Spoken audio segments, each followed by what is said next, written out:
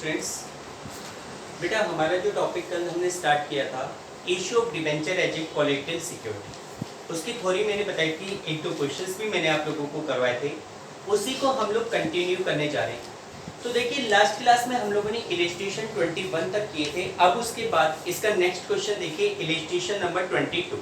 Question को read कीजिए। Question में क्या कह रहा है, पहले देखो इस क्वेश्चन में कह रहा है कि a limited company issued debenture of rupees 1 lakh which were issued as follow. एक कंपनी ने 1 लाख रुपीज के डिबेंचर इशू किए हैं और कुछ इस तरीके से, यानी कि टोटल 1 लाख रुपीज वैल्यू के डिबेंचर इशू किए जा रहे हैं।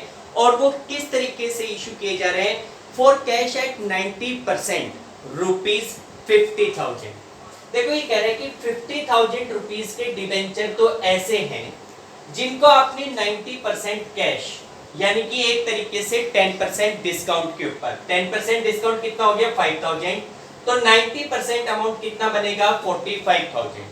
50,000 रुपीज वैल्यू के डिबेंचर तो ऐसे थे जिनको आपने 90% में कैश में इशू किया।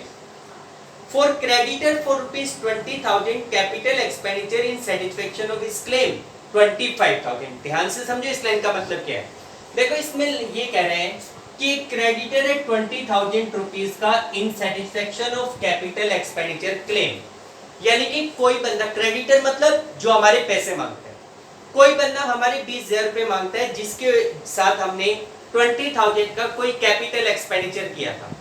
अब आपको पता है कैपिटल एक्सपेंडिचर का मतलब होता है किसी भी फिक्स एसेट्स को एक्वायर करना, परचेज करने का जो खर्चा होता है उसको कैपिटल एक्सपेंडिचर कहते हैं।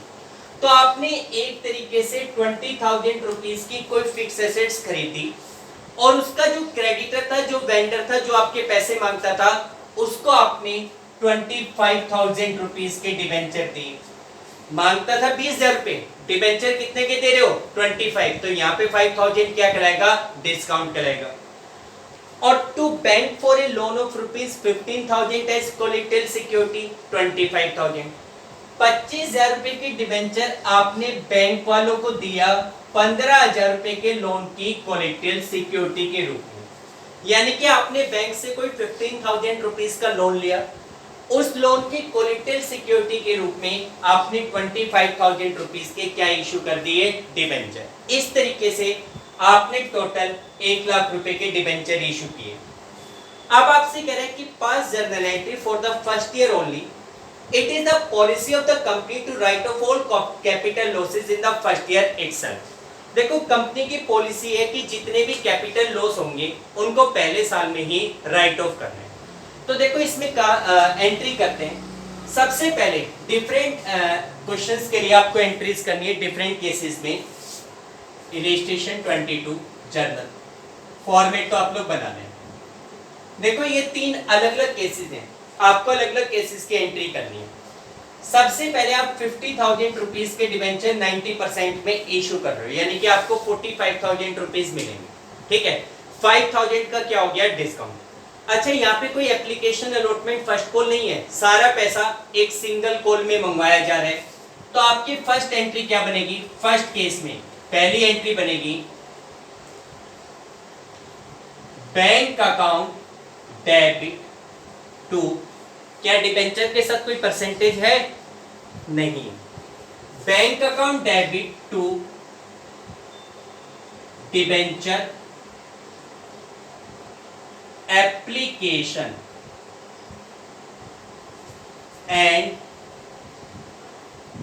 Allotment account. Bank account debit to debenture application and allotment account.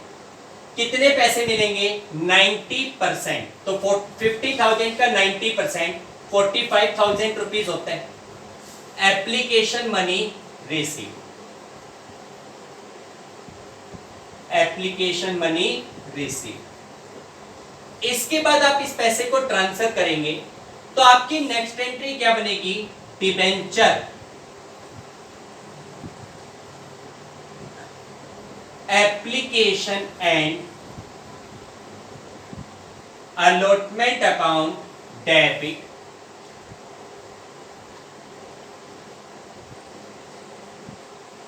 To debenture account, sorry discount भी इस केस में ध्यान रखना, discount on issue of debenture account debit to debenture account. Debenture application and allotment हो गई 45,000 rupees की, discount आपके पास हो गया 5,000 रुपीज का और डिबेंचर अमाउंट कितने का हो गया 50,000 रुपीज का. Application money transfer, application money transfer, तो ये एप्लीकेशन का पैसा ट्रांसफर किया. ये फर्स्ट केस में जो 50,000 रुपए के डिबेंचर आपने कैश में इशू किया उसकी है. इसके बाद आपने क्या किया कि 20,000 रुपीज का कोई कैपिटल एक्सपेंडिचर था, उसके क्लेम के सेटिस्फेक्शन में आपने 25,000 रुपीज के डिबेंचर इशू किए. सबसे पहले 20,000 रुपीज का कोई कैपिटल एक्सपेंडिचर है. कैपिटल एक्सपेंडिचर का मतलब है किसी भी फिक्स एसेट्स को एक्वायर करने का जो खर्चा होता है उसको कैपिटल एक्सपेंडिचर कहते हैं. आपने सबसे पहले 20,000 रुपीज की कोई फिक्स एसेट्स एक्वायर की है. ठीक है, क्या फिक्स एसेट्स है वो आपको नहीं पता है. तो देखो नॉर्मली हम लोग जब वेंडर से एसेट्स खरीदते हैं एंट्री करते हैं sundry assets account debit to vendor. Sundry assets में करंट एसेट्स और नॉन करंट एसेट्स दोनों प्रकार की एसेट्स इंक्लूड होती है, जबकि कैपिटल एक्सपेंडिचर फिक्स एसेट्स के रिगार्डिंग होता है. तो आपको फिक्स एसेट्स का नाम नहीं पता तो उसको फिक्स एसेट्स लिख दो, एंट्री करो fix assets account debit to vendor. Creditor का नाम भी नहीं पता तो वेंडर या क्रेडिटर. कितने की फिक्स एसेट्स खरीदी गई 20,000 रुपीज की.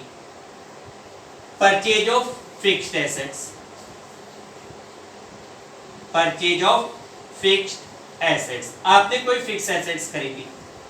अब इस फिक्स एसेट्स के बदले में आप 25,000 रुपीज के डिबेंचर वेंडर को इशू कर रहे हो. अब आप देखो कि फिक्स एसेट्स आपके पास 20 की थी, डिबेंचर आप उनको कितने के दे रहे हो 25,000. तो यहाँ पे 5,000 क्या कहलाएगा डिस्काउंट. भाई 20 मांगता था, पे कितने डिबेंचर कितने के दे रहे हो 25, 5,000 का कंपनी को लॉस हो रहा है, दैट इज कॉल्ड डिस्काउंट, जिसको डेबिट करेंगे. तो इसी में सेकेंड एंट्री हो जाएगी वेंडर अकाउंट डेबिट या creditor account debit. Vendor account debit discount on issue of debenture account debit to debenture account. Vendor को कितने पैसे देने थे 20,000, डिस्काउंट हो गया 5,000 रुपीज का और टोटल डिबेंचर आप कितने के इशू कर रहे हो 25,000. नीचे नरेशन में लिख देंगे issue of debenture to vendor for purchase consideration. ठीक, ये सेकंड केस था. इसी प्रकार थर्ड केस में कंपनी कहती है कि 15,000 रुपीज का बैंक से लोन लिया जिसके अगेंस्ट कंपनी ने डिबेंचर्स इशू किए. तो थर्ड केस में फर्स्ट एंट्री क्या होगी भाई, सबसे पहले आप बैंक से 20,000 रुपीज का लोन ले रहे हो, 15 का सॉरी. एंट्री क्या बनेगी bank account debit to bank loan account. कितने का लोन रेज किया जा रहा है 15,000 रुपीज का loan raised from bank. Bank से लोन लिया गया.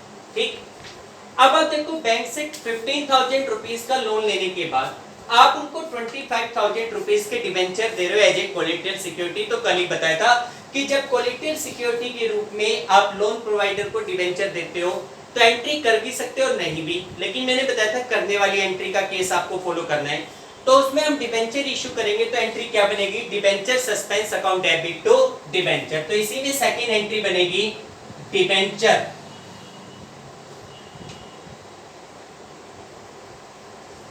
Suspense account debit to debenture account. कितने के डिबेंचर हम इशू कर रहे हैं? 15,000 रुपीज की। Issue of debenture as a collateral security. Issue of debenture as a collateral security. भाई कोलेटरल सिक्योरिटी के रूप में आप, सॉरी 15 नहीं है बेटा, यहाँ पे भी 25 है। Issue of debenture as a collateral security. ठीक बेटा, ये तो हो गए एंट्रीज। एक इसमें ये भी कहा गया था कि भाई लास्ट में आपसे कहा गया था कि pass journal entry for the first year only. It is the policy of company to write off all capital losses in the first year itself. ये बात क्वेश्चन में स्पेशली कही गई है कि जितने भी कैपिटल लॉस उनको फर्स्ट ईयर में राइट ऑफ करो। अगर ये नहीं कहता तो आप राइट ऑफ करने की एंट्री नहीं करते। कौन कौन से कैपिटल लॉस है? एक तो 5,000 का लॉस ये हुआ था डिस्काउंट वाला, और एक डिस्काउंट ये था। टोटल आपने कितने का डिस्काउंट दिया? 10,000 का। जो 10,000 रुपीस का डिस्काउंट आप प्रोवाइड कर रहे हैं, this is a capital loss and it is to be written off in the same year in which they are incurred. तो देखो कैपिटल लॉस को कहां से राइट ऑफ करते हैं, मैंने बताया था या तो पहले सिक्योरिटी प्रीमियम रिजर्व से, जर्नल रिजर्व से, अगर वहां बैलेंस नहीं है स्टेटमेंट ऑफ P&L। तो इस क्वेश्चन में ऐसा कुछ भी नहीं दे रखा कि सिक्योरिटी प्रीमियम में या कैपिटल रिजर्व में या जर्नल रिजर्व में कोई बैलेंस है, तो कहां से राइट ऑफ करोगे? From the statement of P&L। और यहां पे डेट वाले कॉलम में लिखेंगे at the end of year. At the end of year, साल के अंत में ये एंट्री करनी है। और एंट्री आपकी क्या बनेगी? Statement of profit and loss debit to discount on issue of debenture account. To discount on issue of debenture account. कितने का डिस्काउंट था बेटा? 10,000 रुपीज का। Discount on issue of debenture written off. Discount on issue of debenture written off. Debenture के issue पर जो discount दिया गया था उसको हमने राइट ऑफ। ठीक है बेटा। नेक्स्ट क्वेश्चन देखो, इलिस्ट्रेशन 23। देखो बेटा, अगर हम इलिस्ट्रेशन 23 की बात करें तो ये भी लगभग इसी प्रकार का क्वेश्चन है। क्वेश्चन को रीड कीजिए। पहले क्वेश्चन में क्या कह रहे हैं? M Limited issued 10,000 8% debenture of 100 each at a premium of 10% on 1st of April 2017। Company ने 1st of April 2017 को 10,000 डिबेंचर इशू किए 100 रुपीज वाले 10% premium. It purchased fixed assets of the value of rupees 2,50,000 to cover current liability of rupees 40,000 and issued 8% debenture at a premium of 5% to the vendor. Company ने 250 की assets और 40,000 rupees की liability को take over किया, जिसके बदले में company ने डिबेंचर इशू किए वेंडर को 5% प्रीमियम पे। On the same day it took loan from the bank for rupees 1 lakh and issued 8% debenture as collateral security. और कोलेटरल सिक्योरिटी के रूप में डिबेंचर इशू किए गए। हालांकि ये नहीं बताया कि कितने रुपए के डिबेंचर इशू किए गए। लोन आपने 1 लाख का लिया, लेकिन as a collateral security debenture आप कितने के इशू कर रहे हैं ये क्वेश्चन में मेंशन नहीं है। तो अंडरस्टूड सी बात है कि 1 लाख का लोन ले रहे हो तो उतने के ही डिबेंचर मान लिए जाएंगे एज ए कोलेटरल सिक्योरिटी। आगे कह रहा है कि record the relevant journal entry in the books of M Limited and prepare the extract of the balance sheet on 31st of March 2018। Ignore interest। Interest को ignore करते हुए journal entry करनी।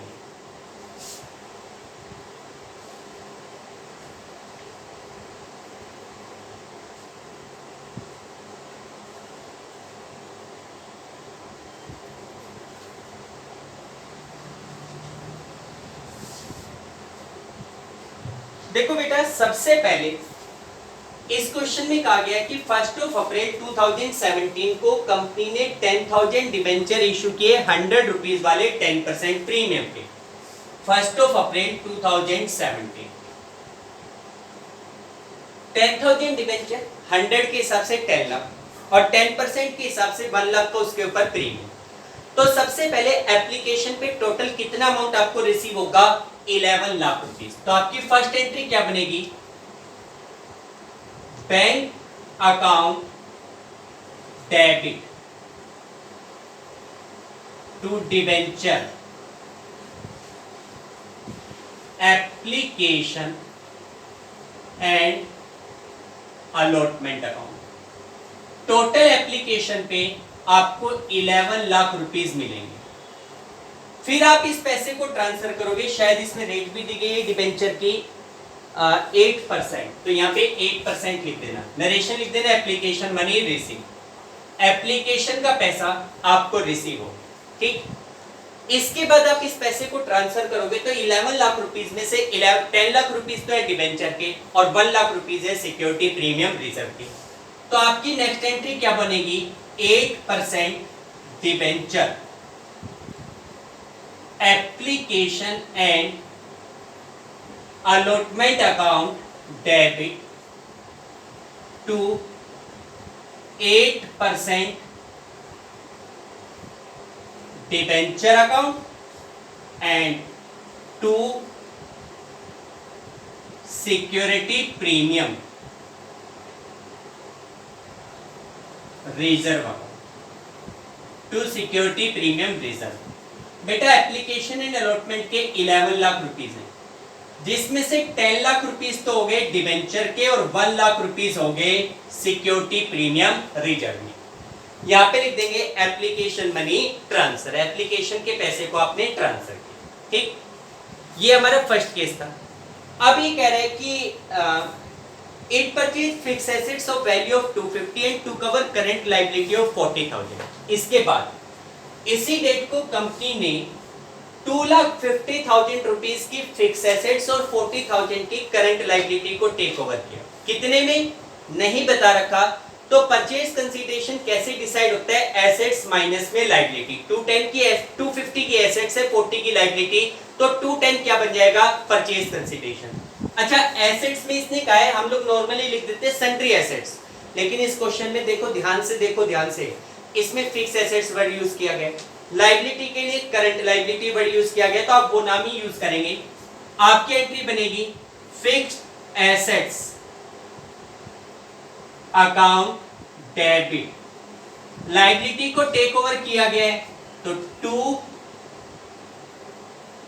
Current liability account and to, क्या vendor का नाम दिया हुआ है इस क्वेश्चन में? किससे खरीदा है? नहीं, तो to vendor account, to vendor account. बेटा फिक्स एसेट्स आपने कितने की टेक ओवर की है? 2,50,000 रुपीस की। करंट लायबिलिटी आपने ली है 40,000 की, तो वेंडर को कितने पैसे देने हैं? 2,10,000।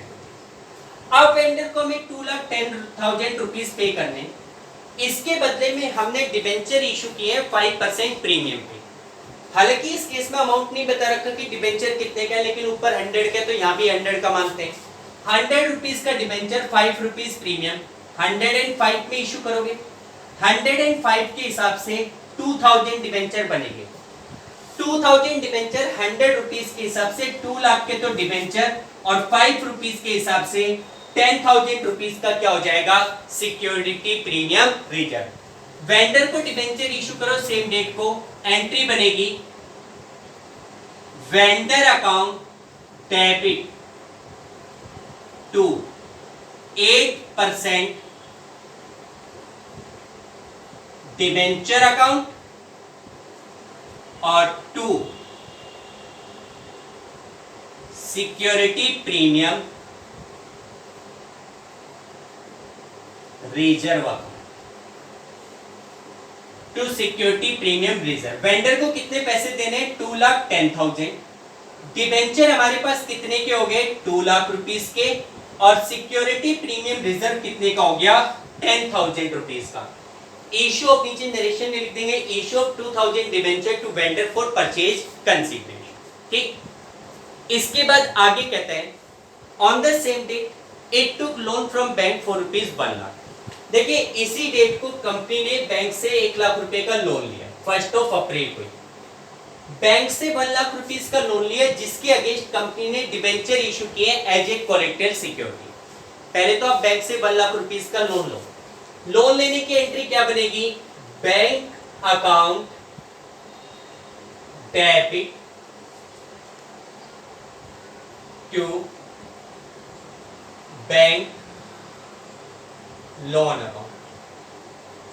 कितने का लोन लिया गया है, 1 लाख रुपीस का।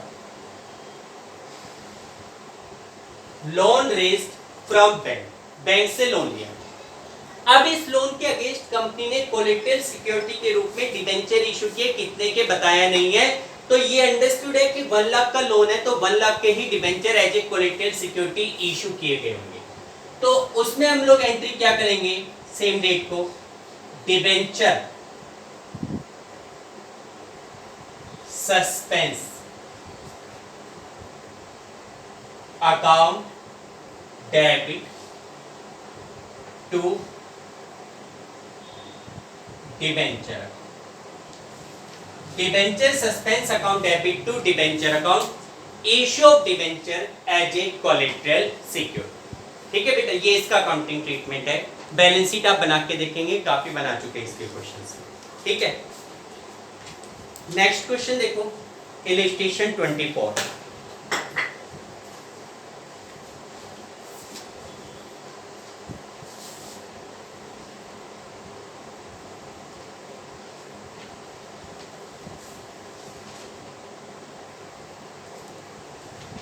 देखिए बेटा, इलस्ट्रेशन 24 क्वेश्चन को रीड कीजिए। क्वेश्चन में क्या कहा गया है, Volvo limited issued 20,000 9% debenture of 100 each as a collateral security for a loan of ₹15 lakh from HDFC bank. देखो वोल्वो लिमिटेड ने 20,000 डिबेंचर जो कि 100 रुपीज के हिसाब से है उनको इशू किया, तो टोटल 20 लाख के डिबेंचर हो गए as a collected security against a loan of ₹15 lakh from HDFC bank. Company ने HDFC बैंक से 15 लाख रुपए का लोन लिया जिसके अगेंस्ट 20 लाख रुपीस के debenture as a collected security issue किए गए।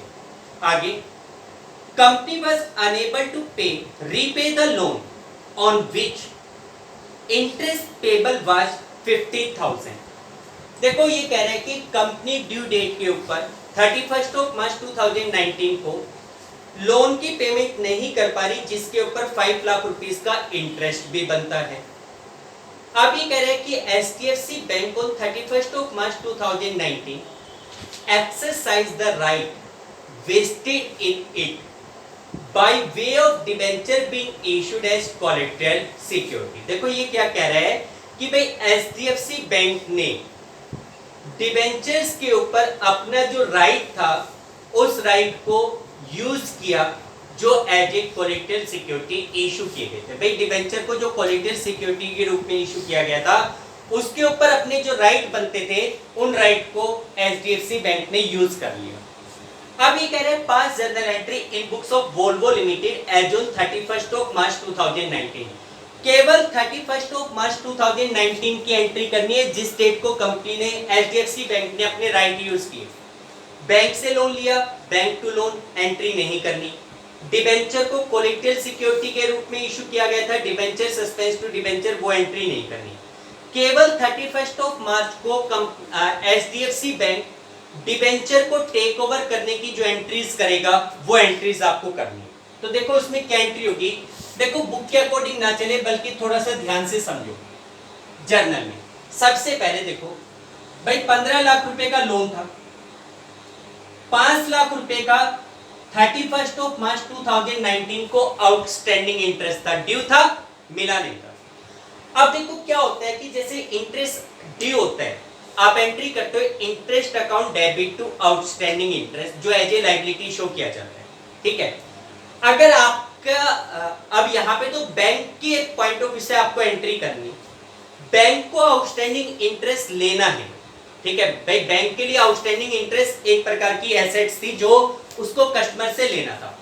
तो बैंक क्या करेगा, आउटस्टैंडिंग इंटरेस्ट को पास journal entry in books of Volvo limited, Volvo limited की बुक्स में एंट्री करनी है, ना कि एचडीएफसी बैंक में।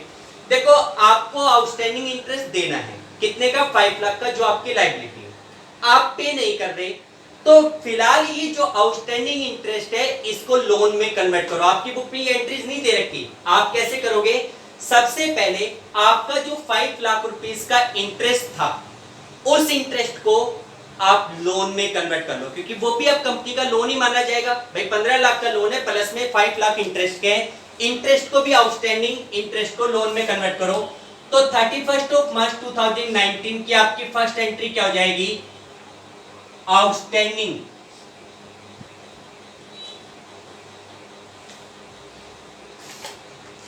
Interest account debit to loan account. कितने का आउटस्टैंडिंग इंटरेस्ट था बेटा? 5 लाख रुपीस का। यहां पे लिखेंगे interest due on loan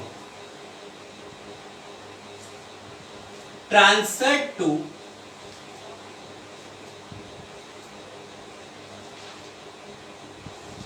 loan account. भाई लोन के ऊपर आपका जो इंटरेस्ट ड्यू था उसको आपने लोन अकाउंट में ट्रांसफर कर दिया, ठीक। अब आप देखो कि कंपनी आपके भाई जो एचडीएफसी बैंक है उसने 15 लाख रुपीस का तो आपको लोन दे रखा था और 5 लाख रुपीस इंटरेस्ट के हो गए, यानी कि टोटल कितने हो गए? 20 लाख रुपीस हो गए। अब उस 20 लाख रुपीस के बदले में आपने जो डिबेंचर दे रखे थे उनको खत्म करना चाहती है, यानी कि वो डिबेंचर आपसे लेना चाहती है। अब एचडीएफसी बैंक उन डिबेंचर का होल्डर कहलाएगा, वो उनका मालिक कहलाएगा। आपने जब डिबेंचर उनको एज ए कोलेटरल सिक्योरिटी दिए थे, आपने एंट्री की होगी debenture suspense account debit to debenture. अब उसको तो करो कैंसिल, तो उस एंट्री को कैंसिल करने के लिए उसकी रिवर्स एंट्री करो। क्यों कैंसिल करेंगे अभी बताऊंगा। उसमें एंट्री कर दो debenture account debit to debenture suspense account. Debenture account debit to debenture suspense कितने के? 20 लाख रुपीस के।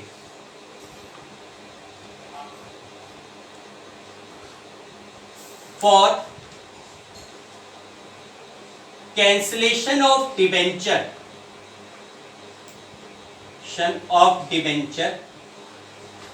As a collateral security. भाई आप ये एंट्री कैंसिल करके आप उस लोन के अगेंस्ट उनको डिबेंचर होल्डर बनाना चाहते हो, ठीक है।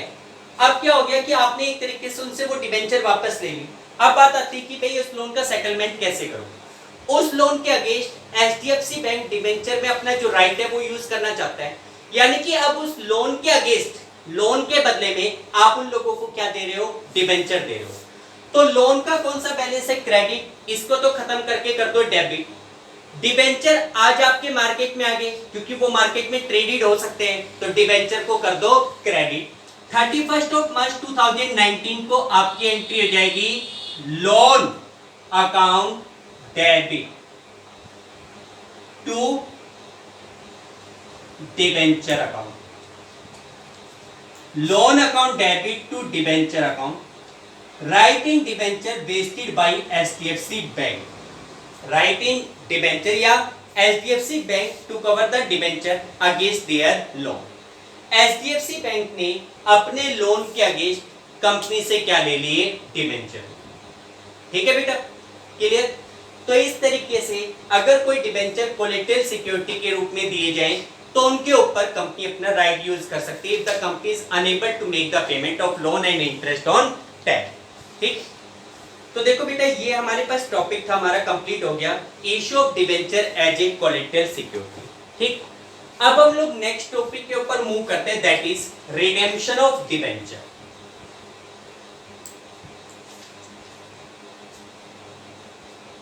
देखो बेटा अब हम जो नेक्स्ट टॉपिक पढ़ेंगे वो इंपॉर्टेंट है, मोस्ट प्रोबेबली एग्जाम में उसी से रिलेटेड क्वेश्चंस काफी बार पूछे जा चुके हैं, तो उस टॉपिक को थोड़ा ध्यान से समझना है।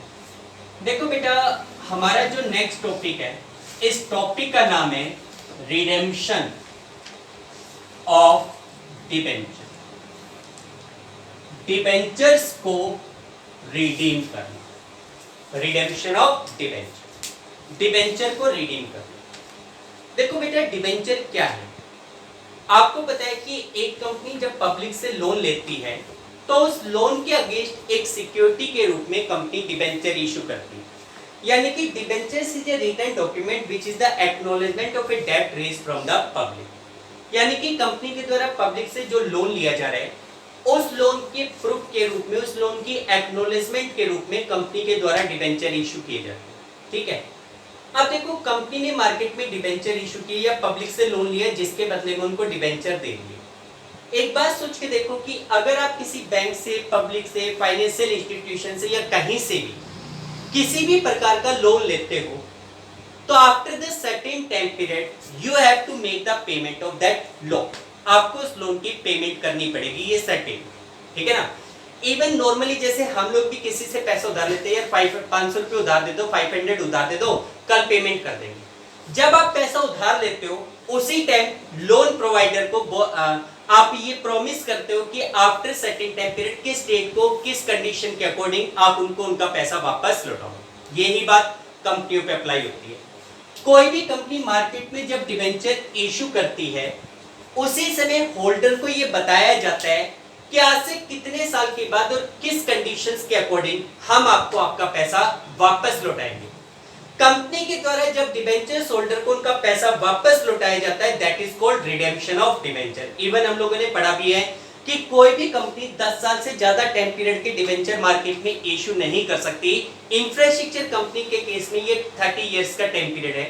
तो इसका मतलब कोई भी कंपनी अगर मार्केट में डिबेंचर इशू करेगी तो मैक्सिमम 10 इयर्स के बाद डिबेंचर्स होल्डर को उनका पैसा वापस लौटाया जाएगा। तो इशू करते समय ही कंपनी के द्वारा डिबेंचर्स होल्डर को बताया जाएगा कि भाई 5 साल के बाद हम आपको आपका पैसा वापस लौटाएंगे। और जब कंपनी के द्वारा डिबेंचर्स होल्डर को रीपेमेंट की जाती है तो that is called redemption of debenture. ठीक है, तो रिडेम्पशन का मतलब क्लियर हो गया, repayment of obligation due towards the debentures holder by the company, यानी कि कंपनी का डिबेंचर्स होल्डर के प्रति जो ऑब्लिगेशन है, जो रेस्पॉन्सिबिलिटी है, जो लायबिलिटी है, उसकी रीपेमेंट करना रिडेम्पशन ऑफ डिबेंचर कहलाता है। That is called redemption of debenture. देखो कोई भी कंपनी मार्केट में अपने डिबेंचर 2 प्रकार से रिडीम कर सकती है, आइदर एट पार और एट प्रीमियम। कंपनी डिबेंचर को इशू तो 3 प्रकार से कर सकती थी, या तो एट पार, प्रीमियम या डिस्काउंट, लेकिन रिडेम्पशन 2 प्रकार से होता है, या तो पार पे या फिर प्रीमियम। डिस्काउंट पे रिडेम्पशन नहीं हो सकता, क्योंकि अगर आप किसी बंदे को ये कहोगे कि भाई आज आप हमें 100 रुपये उधार दे दो, आफ्टर 5 ईयर हम आपको 90 रुपीज रीपे कर देंगे, तो कोई भी बंदा उधार नहीं देगा। 100 के 100 वापस कर देंगे या 100 की जगह 110 वापस करेंगे। ड्यूरिंग दैट टाइम पीरियड आप हमसे इंटरेस्ट लेते रहो, हर बंदा तैयार हो जाएगा। तो इसलिए कोई भी कंपनी मार्केट में अपनी डिबेंचर 2 प्रकार से रिडीम कर सकती है, आइदर एट पार और एट प्रीमियम। जितने रुपए का डिबेंचर है एग्जैक्टली उतने ही रुपए वापस किए जाए, that is called redemption at par. जितना डिबेंचर की फेस प्राइस है, फेस वैल्यू है, उससे ज्यादा प्राइस वापस किया जाए, that is called redemption at premium. ठीक है, तो 2 प्रकार से रिडेम्पशन हो सकता है, एट पार और एट प्रीमियम। अब देखो अगर एट पार रिडेम्पशन किया जाए तो उसकी एंट्री क्या होगी। देखो अगर कंपनी के द्वारा अपने डिबेंचर को एट पार रिडीम किया जा रहा है, एट पार 100 का डिबेंचर, इशू कितने में भी करो, इशू से मैटर नहीं है, रिडेम्पशन कितने में है, 100 रुपीज में। तो उसके लिए कंपनी एंट्री क्या करेगी। देखो एट पार रिडीम करते समय सबसे पहले तो कंपनी के द्वारा डिबेंचर्स होल्डर को पैसा ड्यू किया जाएगा। भाई कंपनी डिबेंचर्स होल्डर को पेमेंट करना चाहती है तो सबसे पहले तो डिबेंचर्स होल्डर की तरफ पैसा ड्यू किया जाएगा, जिसकी एंट्री होगी percentage debenture account debit to debenture holder. देखो डिबेंचर आपके लिए एक लायबिलिटी है, जब आप उसकी पेमेंट कर रहे हो यानी कि लायबिलिटी को पे कर रहे हो, लायबिलिटी का होता है क्रेडिट बैलेंस, उसे खत्म करने के लिए तो करो डेबिट, और डिबेंचर होल्डर को पैसा देना है तो डिबेंचर होल्डर को कर दो क्रेडिट। पहली एंट्री हो गई debenture account debit to debenture holder. यहां पे लिखेंगे amount due to debenture holder, amount due to debenture holder. भाई डिबेंचर होल्डर की तरफ पैसा ड्यू किया है। अब डिबेंचर होल्डर को पैसा ड्यू होने के बाद, उनकी तरफ पैसा ड्यू करने के बाद आप उनको उनकी पेमेंट करोगे, जिसके लिए एंट्री होगी debenture holder account debit to bank account. Payment करने के लिए एंट्री होगी debenture holder account debit to bank account, amount paid to debenture holder, amount paid to debenture holder. भाई जो भी डिबेंचर होल्डर थे उनको हमने अमाउंट की पेमेंट कर दी। ये तो है redemption of debenture at par. दूसरा केस आता है redemption of debenture at premium. At premium का मतलब जब कंपनी के द्वारा डिबेंचर होल्डर को उनके फेस प्राइस से ज्यादा प्राइस पे रिडीम किया जाए तो उसको हम redemption of debenture at premium कहते हैं। लाइक अगर किसी कंपनी का डिबेंचर 100 रुपीज का है, लेकिन कंपनी ने उनको प्रॉमिस किया कि भाई हम आपको 110 रुपीज वापस करेंगे, तो इसको हम redemption of debenture at premium कहेंगे। जब प्रीमियम पे कंपनी के द्वारा डिबेंचर को रिडीम किया जाता है तो उसके रिगार्डिंग अकाउंटिंग ट्रीटमेंट क्या होगा? सबसे पहले कंपनी डिबेंचर होल्डर को पैसा ड्यू करेगी। भाई जितना भी पैसा देना है पहले तो डिबेंचर होल्डर की तरफ वो पैसा ड्यू करो। अब ड्यू कितना होगा? 100 रुपीज तो डिबेंचर का और 10 रुपीज प्रीमियम ऑन रिडेम्पशन। भाई ये जो 10 रुपए ज्यादा दे रहे हो ये कहलाता है प्रीमियम ऑन रिडेम्पशन। देखो प्रीमियम ऑन रिडेम्पशन कंपनी के लिए एक लॉस होता है, क्योंकि कंपनी यहाँ पे प्रीमियम ले नहीं रही, प्रीमियम दे रही है, तो कंपनी के लिए एक लॉस है जिसको कंपनी क्या करेगी? डेबिट। तो जब प्रीमियम पे रिडेम्पशन होगा तो आपकी एंट्री क्या होगी? Debenture account debit premium on